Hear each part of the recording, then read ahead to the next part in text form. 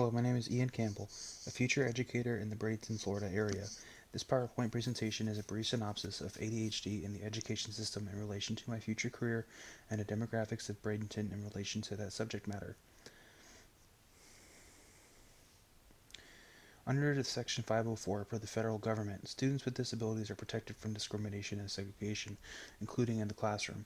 This law ensures that children with disabilities are given an equal opportunity to an education. Three-quarters of children diagnosed with attention deficit disorder are actively taking medications and receiving medical care relating to their disability, increasing their inclusivity in the classroom.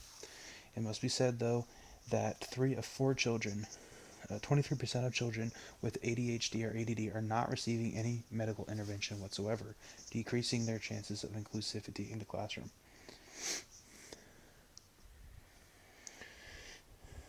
As of 2016, there have been 6.1 million children diagnosed with ADD/ADHD. In an interview done with Stacy Gibson, a fourth grade teacher in a charter school in Bradenton, Florida, she stated that one-third of her school's population has obtained a diagnosis for ADD/ADHD. She states further that ADHD children in her classroom are applied inclusiveness through an application of the accommodations which they have received for the entire class. For example, students with ADHD are allotted frequent standing breaks. And in order which she has decided to implement for the entire class in order to not make her students with ADHD feel like the outliers. The median household income in Bradenton, Florida, from the years of 2015 to 2019 was $46,000. About 15.5% of Bradenton's population lives in poverty, and 10.6% of the population under the age of 65 has a disability.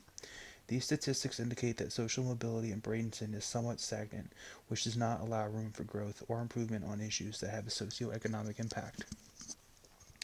Given that the average person in Bradenton, Florida is middle class, it can be assumed that the families that live there are financially capable, generally speaking, to provide for their children with ADHD, and therefore they have a higher likelihood of living regular or quote unquote regular lives, which would increase their chances of being included in not biased against.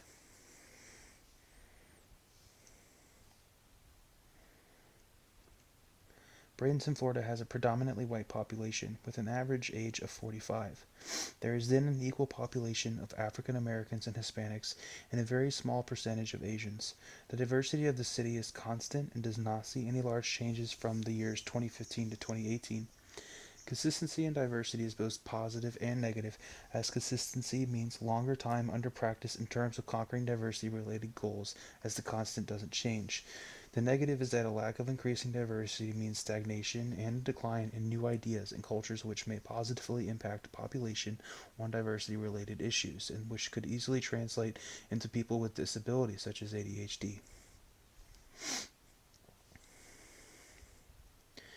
Policies such as No Child Left Behind and the Elementary and Secondary Education Act have imposed one overlying challenge to educators, that being the act of chaining educators to a curriculum which only facilitates the successful process of standardized testing.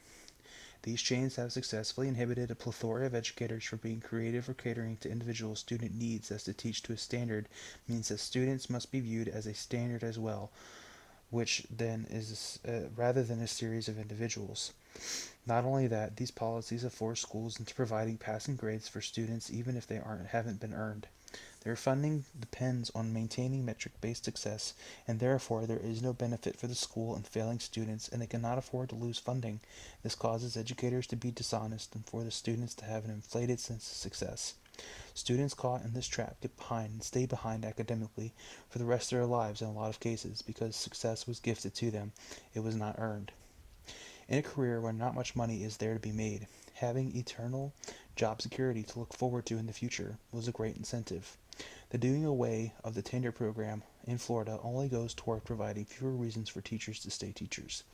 There are already droves of educators switching careers to end the federal pursuit of policies such as the previously mentioned may very well cause a pandemic, where there are no longer a substantial number of individuals pursuing this career path, and those that stick to it will be inexperienced and overwhelmed. All of this is amplified when we consider the implications for disabled children such as those with ADD, ADHD.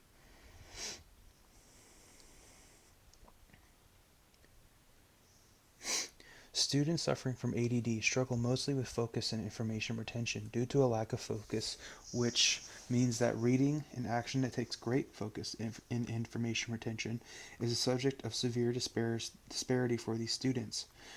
Reading can be very discouraging for students with ADD, which is particularly unfortunate as reading is going to follow them all throughout not only their educational career but their professional and recreational careers as well.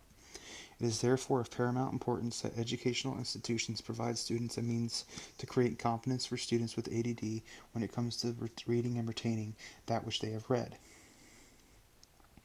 Taking the reading out of reading also greatly depreciates the intensity of the focus required to perform the action, which will greatly benefit those with ADD, and that is where audiobooks and OCR become relevant assistive learning technologies.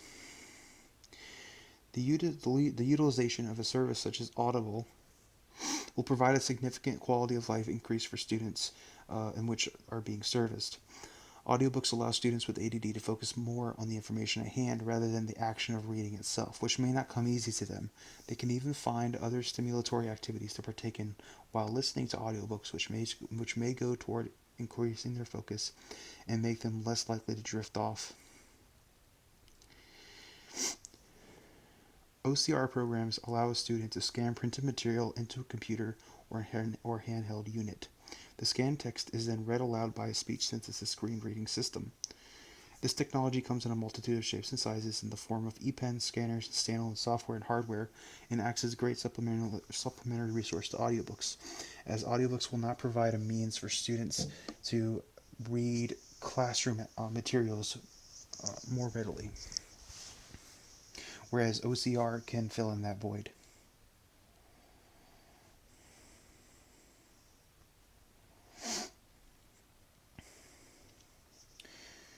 There are a number of motivators which act to help students with ADHD gain success. There are both active and passive motivators which teachers may choose to use, such as praising good behavior, providing the student with a means to manage larger tasks, communicating in a calm manner, providing students with ADHD tools which will calm themselves down, such as stress balls or wobble chairs.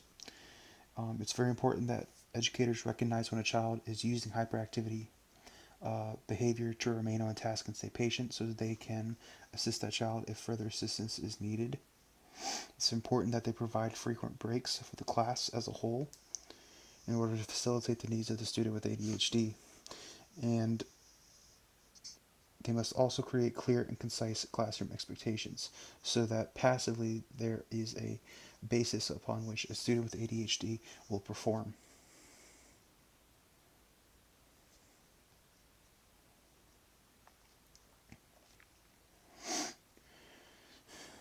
In my interview with Stacey Gibson, she described to me several forms of mediation, which is used to assist her students with ADHD.